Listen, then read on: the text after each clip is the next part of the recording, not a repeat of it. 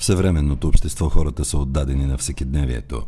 Те не съзнават как стават жертва на различни кръгове. Тези кръгове управляват планетата. За тях нищо не е по-ценно от собственото им благоденствие. Така през годините се развива един усет към хармония за онова, което всъщност не е никаква хармония. През годините тези хора са се научили да управляват масите и обществата.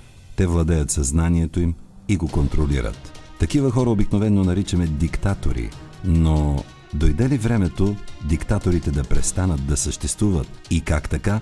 Докато ние се оглеждаме, те вече знаят всяка наша следваща стъпка. Защо диктаторите правят така, че ние да им вярваме? И в каква степен днес, в света на демокрацията и модерните технологии, диктатурата става все по-опасна, все по-проникваща и все по-заемаща съзнанието ни? Възможно ли е въобще някога да се отървем от хватката на матрицата?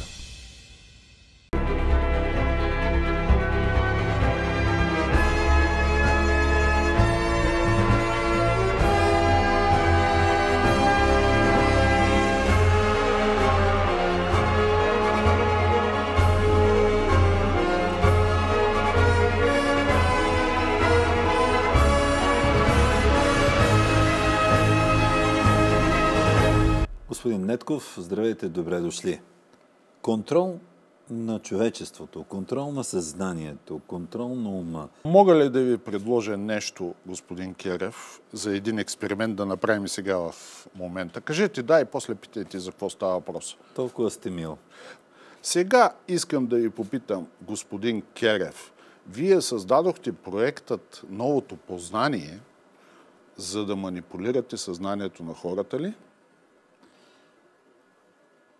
А защо единствено, може би, във вашето предаване, когато канете доста странни събеседници, имам предвид и себе си, никога предварително не се оговаряте за какво може да се говори и за какво не може да се говори.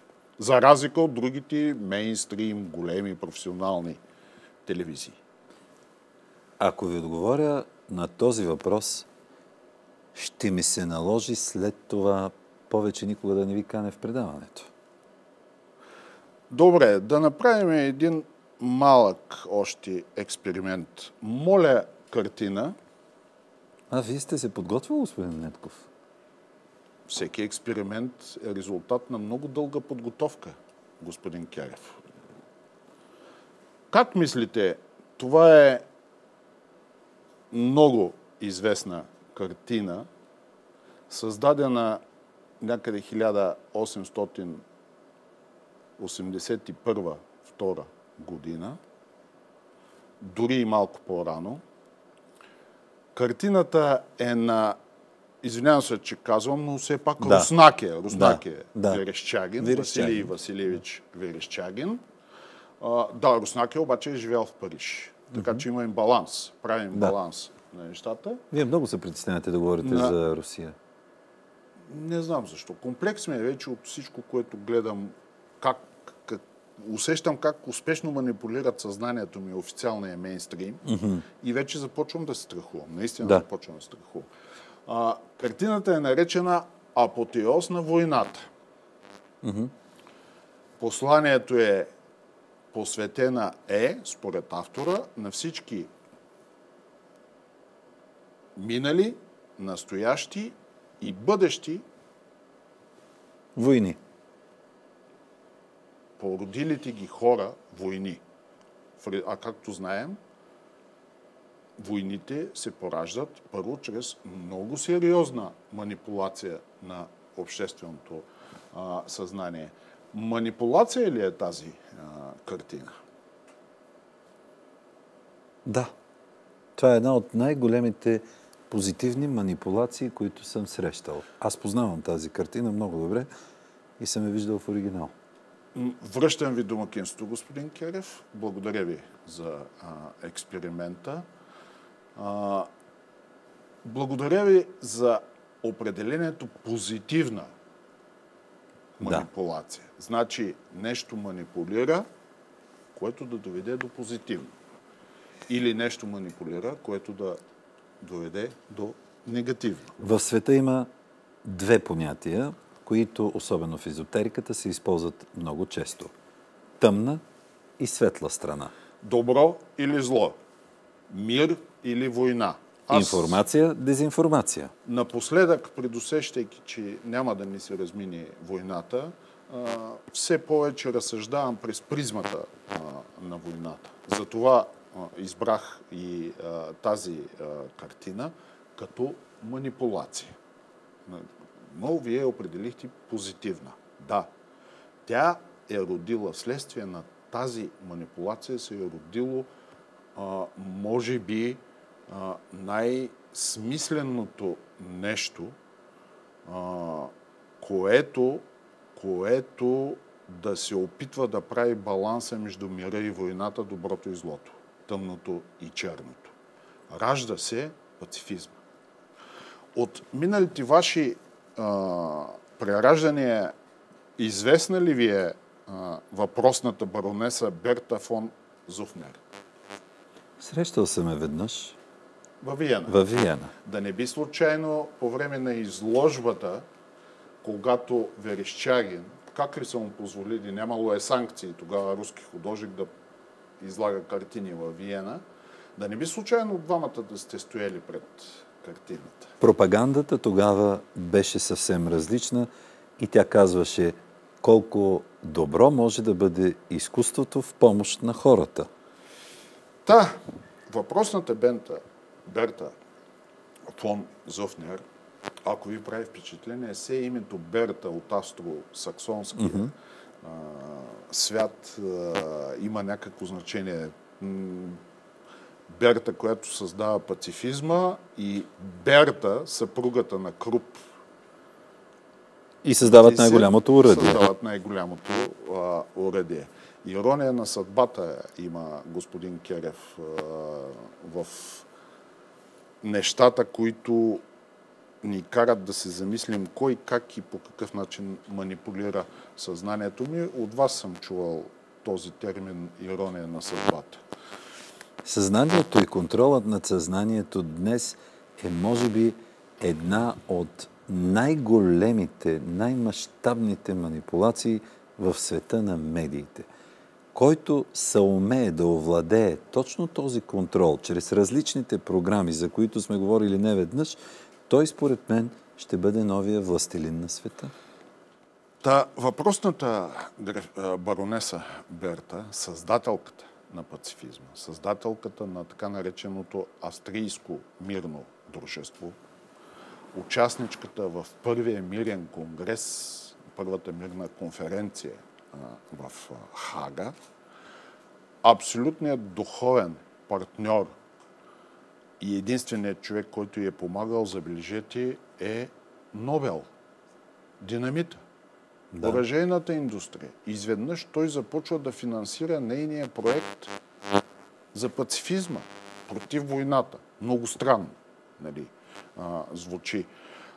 Берта Зуфнер е и първата носителка, в последствие 1905 година, първата жена носителка на Нобелова награда за мир, няколко месеца преди да почине. Тя написва един знаменит роман. Тогава го е нямало телевизията, радиото още и така нататък в тези времена. И словото, и музиката са били един от основните средства за манипулиране на човешкото музиката в 432 Хц. Само една малка вълна. Ами като знам какви ги е свършил Моцарт, ние в едни предавания на времето и говорихме като манипулация на съзнанието, музиката също. Романът Долу оръжията на тази въпросна баронеса, за която много трудно Нобел си пуска връзките, за да плати щедро на един издател. Никой не иска да го издаде. Това е, забележете, това е след войните на освободителните войни на Балканите. Това е след Кримската война, освободителните войни и вече назряващата идея в монархиите, европейските монархии, за разпалването на много голяма вече световна война. Да. И тогава нейният роман е обявен като абсолютно манипулативен против патриотизма на народите, против желанието на света да разрешава своите въпроси чрез войната. Между другото, същата участ, той затова и руският художник Верещагин, натиран от руския император, защото неговите картини от войната и най-вече, ако си спомнеме, те с картините от руско-турската освободителна война, се оказват изключително манипулативен инструмент за това, ало хора, на къде отива човечество? Нали, въпросната и също картина с черепите. Извинявам се, че споменах руско-турската война. Нас, евроатлантическите партньори, разрешиха ли да честваме българите юбилея от руско-турската война? Защото манипулативно усещаме как искат да кажат, това сега в момента не трябва да го правите. Това по този начин. Някак си усещам манипулация, господин Керев, върху съзнанието ми. Ох, как ме дърпате за езика и че вземат окончателно да ми забранат програмата, господин Нетков, но няма да го кажа. Няма да го кажа. Не е никаква манипулация. Надявам се, че аз ще бъда последния виновен за това, което евентуално би могло да се случи. Аз заради вас не мога да посетя Съединените американски щати. Дори при този президент, който изобщо не позволи едно добър ден да си каже с нашия нов президент. И това е манипулация. Вярно ли? Така чух. Пълна и лъжа. Това е манипулация. Имат обща снимка. Хибридна война. И понеже заговорихте за Америка, любима ваша тема, с прискърбие недостъпна за вас, да погледнем нещата. Да ви прочита нещо. Как стоят там нещата? Слушам. С страната на ценностите, на демокрацията, на всичкото, където няма никаква пропаганда, само истина, само неща и така нататък. Съзнателното и интелигентно манипулиране на организираните навици и мненията на масите е важен елемент на демократичното общество. Странно. Тези, които манипулират този незабележим механизъм на обществото, представляват невидимото правителство, което има истинската ръководна власт в нашата страна. Ние сме управлявани, нашите мозъци, обработвани, нашите вкусове формирани, нашите идеи вменявани, най-вече от хора, за които никога не сме чували.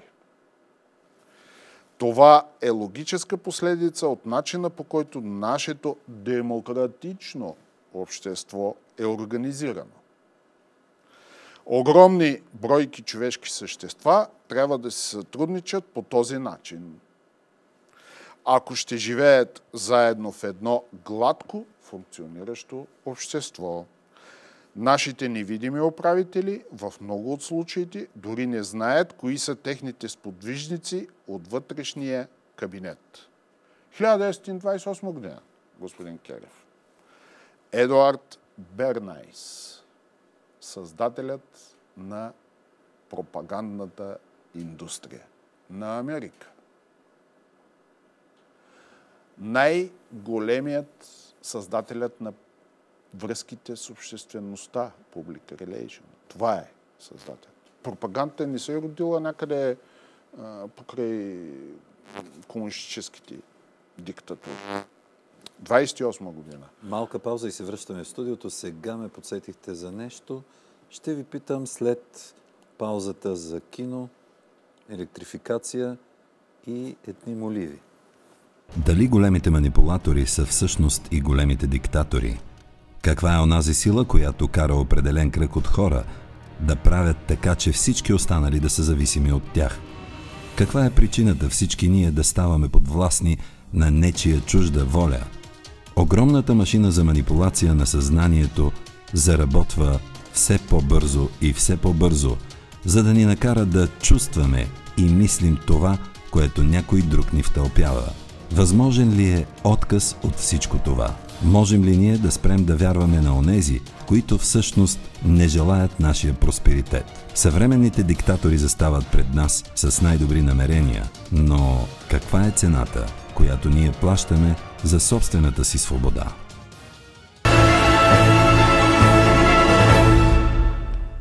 Бързам да продължим нашия разговор с Димитър Нетков, защото ви обещах да ви задам един въпрос за моливи, електрификация, кино и... Така ще опремим до Ленин. Манипулатор на съзнанието ли е Ленин? Според мен един от най-добрите.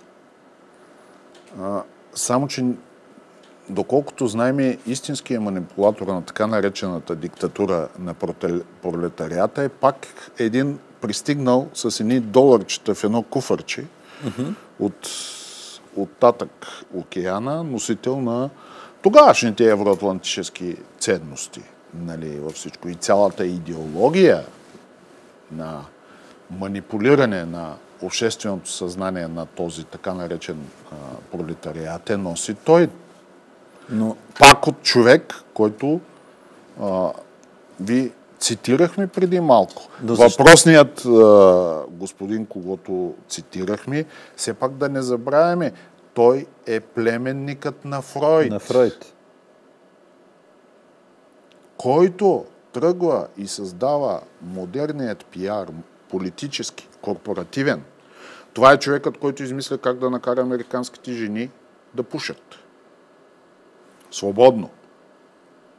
Провъзгласявайки, че запалването на цигара е израз на свободата, дори е имало факела на свободата, статуята с цигарата като символ. Олицетворяване. Това е най-добрият пиар, който създава митологемата, изобщо влиянието на автомобила.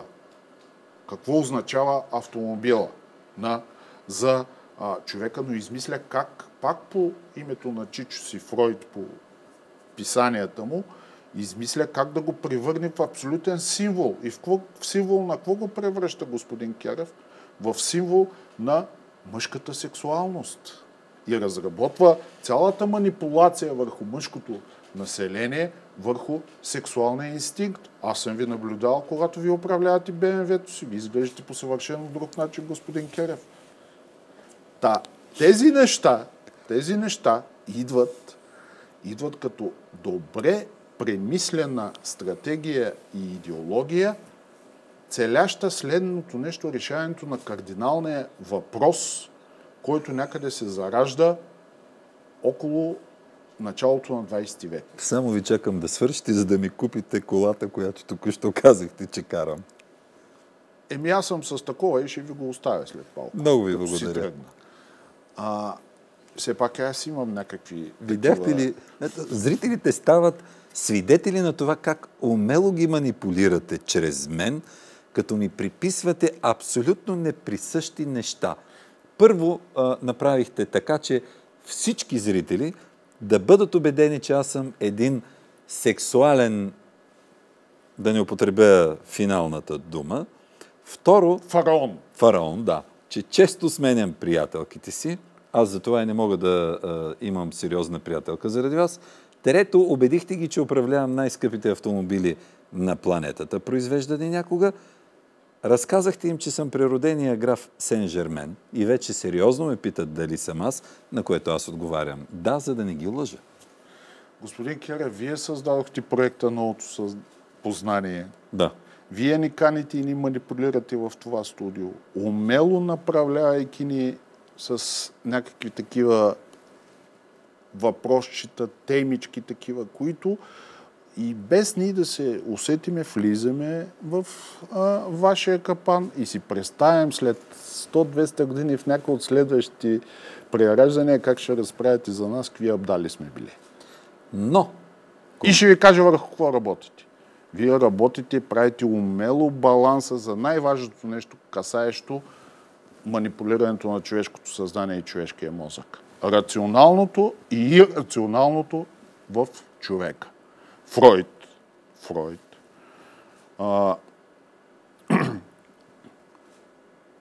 известен е с омразата си към човека. И той казва, най-страшното нещо е да се отприщят животинските инстинкти в човека. Има един много знаменит труд Фройд, който много не обичат да го споменават днешните манипулатори на съзнанието. След голямата депресия, 1931 година, когато той почти фалирва, Фройд, следствие на положението в Австрия и Германия от американската голяма депресия, там дето му е племенника, той се оттегля в Алпите и пише една знаменита книга. Неудовлетворената цивилизация. Неудовлетворената цивилизация. Пак опираме до вътрешните нагони и неща в тези работи. Или цялата тази индустрия за манипулация на съзнанието, включваща много неща, целият арсенал на хибридни войни, на пиар техники и така нататък, тя е създадена в резултат на най-голямата тревога на тези невидимите тайни правителства, дето не го казвам аз, господин Кърев, не го казва някой руснак, не го казвате и вие. Казва го създателя, американския гражданин, създателя на пропагандата, агитацията. Нали? Е насочена от голямата им тревога как да се контролира човешката маса в условията на демокрация. Тълпата. Друг път ще ви разкажа, че професионалният футбол е създаден не за забавление. Той е създаден като замислена стратегия на англичаните за овладяване негативната енергия на масите, вкарването им в стадионите, където там да реват срещу футболистите, срещу бекановци, бербатовци, всякакви и така нататък, а не на улицата срещу правителствата. Професионалният футбол възниква в най-големите работнически градове по времето на най-голямото развитие на профсъюзното движение. И тогава измислят начина, по който вкарани там в чашката, вътре енергията там. Създай го като култ, създай го като нещо и футбола, матча се превръща в религия. Последно време се появиха много интересни разсекретени документи. Световното първенство, когато беше в Токио и Корея. Потресаващо, господин Керев. Защо е направено на две места, едновременно, чрез пространства, разделени от война? Единственото световно първенство, в което имаш най-големи парадоксални случаи на играчите на терена.